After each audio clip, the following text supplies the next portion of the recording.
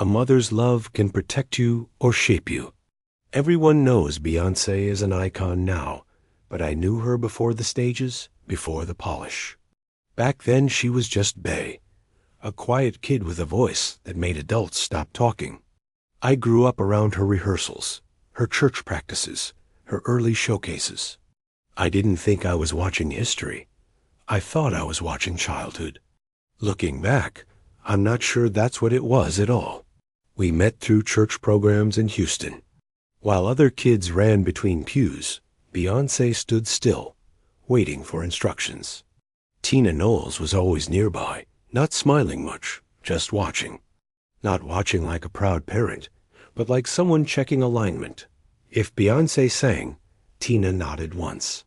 If she missed a note, everything stopped. No anger, no shouting, just repetition. Again, from the top, same words, same order, same silence between them. Rehearsals happened the same way every time. Lights lowered, room quiet, camera on. Tina stood behind it, steady, focused. Beyoncé centered herself, closed her eyes, breathed exactly how she was told. I remember thinking it felt strange, like the air itself was waiting. No one called it special. No one said ritual. But when something repeats perfectly every time, you start to feel like it means more than practice. At least, that's how it felt to me back then. The words were always the same. Focus. Again. Hold it. Smile. They echoed through the room until they stopped sounding like instructions and started sounding like rhythm. Beyoncé followed them without question. If she was tired, she didn't say it. If she was upset, she swallowed it. Each run felt like she was giving something small away. Not pain, not fear. Just pieces of being a kid. Maybe that's normal. I honestly don't know. One evening, I noticed the tape shelf. Old VHS labels. Dates, names, some crossed out. Tina reached for one marked Bey. Early. She said it was important to record progress. When the tape played, Beyoncé was younger, smaller, singing alone. Tina corrected her gently, firmly, never turning the camera off. Nothing shocking happened, nothing illegal. Still, I felt like I was watching someone become something permanent. I might have misunderstood, but it stayed with me. As Beyoncé grew older, the room felt tighter. Fewer people allowed inside, fewer voices. Tina controlled the space without raising her tone. Chairs stayed in the same place. Lights stayed dim. Beyoncé never asked why. She only asked if it was good enough. Tina always answered the same way. Almost. Then the camera stayed on, watching her reset, watching her straighten, watching her erase whatever emotion came before the next take. I remember one rehearsal where Beyoncé started crying quietly after a missed note. Tina didn't rush to hug her. She didn't scold her either. She simply said, "This feeling won't stop you." And she pressed record again. Beyoncé wiped her face, stood straight, and sang. The crying disappeared like it had never existed. I told myself it was discipline. That's what adults called it. Still, something about how fast she switched scared me. The night I saw the full tape, I felt like I wasn't meant to be there. Beyoncé sat alone under the light, repeating the same line until her voice changed. Tina's voice came from behind the camera, calm and steady. "That's the version people will remember." Beyoncé nodded, like she understood something I didn't. Nothing looked wrong on screen. But I couldn't shake the feeling that I was watching a transformation, not a rehearsal. After that night, things moved fast. Pageants, shows, auditions. Each one followed the same pattern I'd already seen. Same breathing, same posture, same silence before performing. Beyoncé stopped reacting like other kids. Wins didn't excite her. Losses didn't break her. She just reset. Tina called it focus. I called it conditioning, though I never said it out loud. I didn't want to be wrong. I didn't want to be right either. Eventually, I stopped being invited. Tina said Beyoncé needed fewer distractions. Beyoncé hugged me goodbye, polite, calm, already distant. She thanked me for coming like I was a guest, not a friend. As I walked away, I saw her return to the marked spot on the floor. Lights low, camera ready, same routine, same stillness. I realized then that whatever was happening didn't need witnesses anymore. It had already worked. Years passed. I saw Beyoncé again on television before I ever saw her in person. Same posture, same stillness, same calm smile. The crowd screamed while she stayed controlled, precise. It felt familiar in a way that made my stomach tighten. Everyone called it professionalism. I remembered the dim rooms, the counting breaths, the camera never blinking. Watching her succeed didn't feel surprising. It felt planned, like I was seeing the final stage of something that started long ago. I tried to forget the tapes. Life moved on. School, work, distance. But certain sounds brought it back. Metronomes, countdowns, someone saying again in a quiet room. I'd remember Beyoncé standing under that light, waiting for permission to begin. Not scared, not excited, ready. Tina once said greatness doesn't come naturally. It has to be repeated into place. At the time, I nodded. Now, I wonder what gets lost during repetition. One night, years later, I rewatched an old recording someone shared online. A behind-the-scenes clip. Nothing strange. Just Beyoncé practicing. Tina correcting. But I noticed how Beyoncé didn't move unless told. Didn't stop unless instructed. Her body responded before thought. Like muscle memory built deeper than habit. I paused the video and realized something uncomfortable. That same pattern was still there. Whatever it was, it hadn't faded. It had matured. People argue whether success like that is natural or manufactured. I don't think it's either. I think it's shaped. Carefully, slowly, with intention. Tina didn't force Beyoncé forward. She positioned her, adjusted angles, removed hesitation. The camera helped. It remembered everything. Every correction. Every pause. Watching those moments now feels like studying blueprints after the building is already standing. Impressive, unavoidable, and slightly unsettling if you look too closely. I sometimes ask myself if I'm projecting. If I'm turning discipline into something darker because I didn't understand it as a kid. Maybe all parents push. Maybe all stars are trained this way. But I've never seen another child look that prepared so early. Not hungry for fame, not chasing applause. Just ready to perform whenever the light came on. That's what stays with me. Not fear, not trauma, readiness, and the cost of it. There was one recording I couldn't forget. Beyoncé alone under the spotlight. Tina behind the camera. The phrases repeated.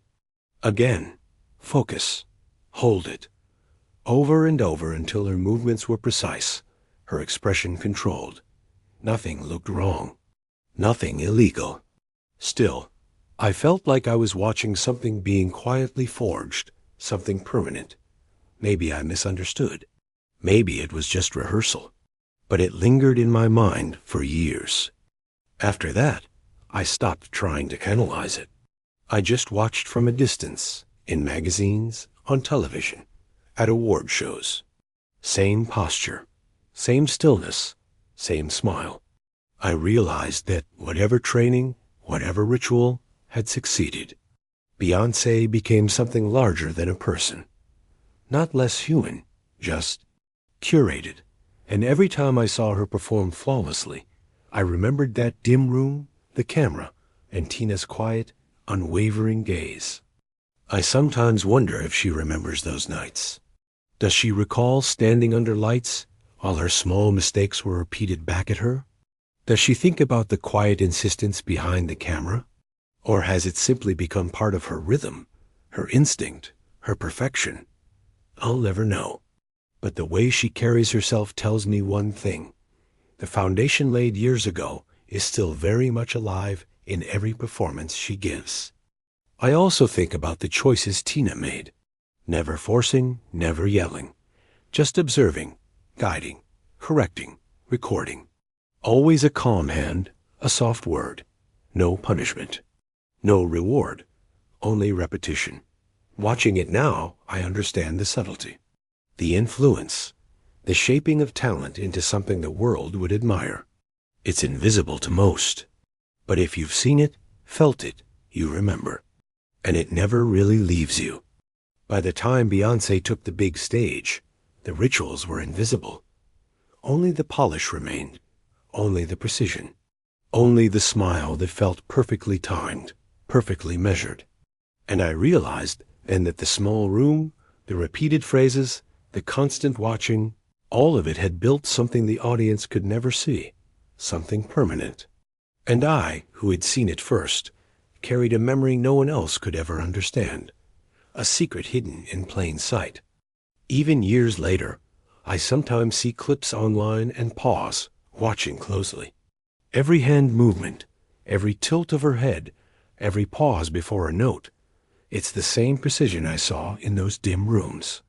Not perfection for perfection's sake, but discipline that was quietly demanded, absorbed and performed without question. It's fascinating, terrifying in a way I can't explain. And I can't tell anyone it felt ritualistic, not really. There were moments as a kid when I thought I understood what was happening. The repetition, the stillness, the quiet authority of Tina behind the lens. Beyoncé wasn't forced to give up her voice or her smile. She gave them willingly, or so it seemed. But watching her, I felt like I was observing a transformation, not of a person, but of presence. Something subtle, unstoppable, and permanent, hidden in plain sight. One afternoon, I asked Beyoncé why she stayed so calm under pressure, why she seemed older than she was. She shrugged, polite, precise, and said, "It's just how I practice." That answer was enough for most people, not for me. I remembered the tapes, the dim lights, the repeated words. I remembered the feeling of the air in that small room, dense and waiting. Maybe I misunderstood. Maybe she just learned early. But it didn't feel like just learning. Repetition became her shield, the camera, her mirror. Tina, the quiet guide. Watching her, I realized how the rhythm of control had been internalized. Every correction had become instinct. Every pause, every inhale, every glance was rehearsed, yet invisible. To the outside world, Beyoncé was effortless. But those of us who glimpsed the quiet room, the careful steps, the constant attention knew the truth. Nothing effortless ever looked like that. I kept the memory to myself, unsure if anyone would believe me. Watching Beyoncé now, I see echoes of those nights in every award show, every rehearsal clip, every music video. It's not fear, not pain. It's focus turned flawless, repetition turned rhythm, preparation turned artistry.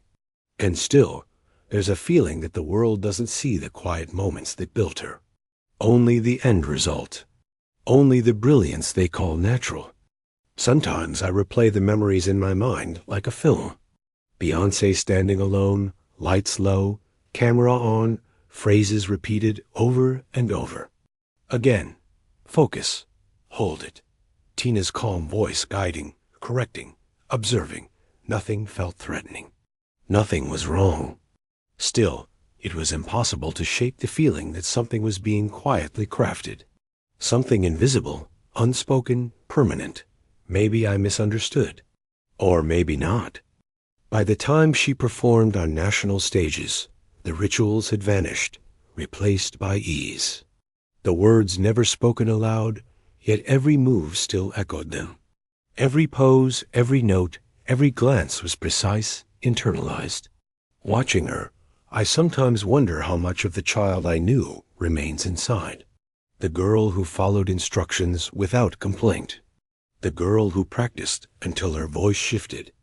And I remember thinking, she might never have been just a child. I never saw her angry, never saw her falter. But in quiet moments, I caught glimpses of the intensity. That focus wasn't natural. It was trained, absorbed, rehearsed over countless nights, recorded, repeated. And yet, it was so seamless, so hidden, that the world never noticed. They saw only perfection. I remembered those rooms, the camera, the repeated instructions, and realized the truth. Greatness doesn't arrive by chance. There were times I questioned myself. Maybe it was obsession to see patterns where none existed. Maybe I read too much into repetition and stillness. But I remembered the tape, the dim light, the silence, the way every motion was precise, measured. Watching Beyoncé now, I know it wasn't a trick of my memory. Something shaped her early. Something that isn't visible in headlines, music videos, or applause. Something that lives in the discipline itself. And yet, there's beauty in it. Not just perfection, not just control, but artistry built quietly, invisibly. The child who gave herself to repetition became a woman who commands stages effortlessly. I sometimes imagine the quiet room, the camera, Tina's gentle guidance, and I see the shape of her brilliance being formed. Maybe it was just practice. Maybe it was something more. I'll never know entirely, but it changed everything I thought I understood. I sometimes wonder if Beyoncé remembers those early nights. Does she recall the repeated phrases?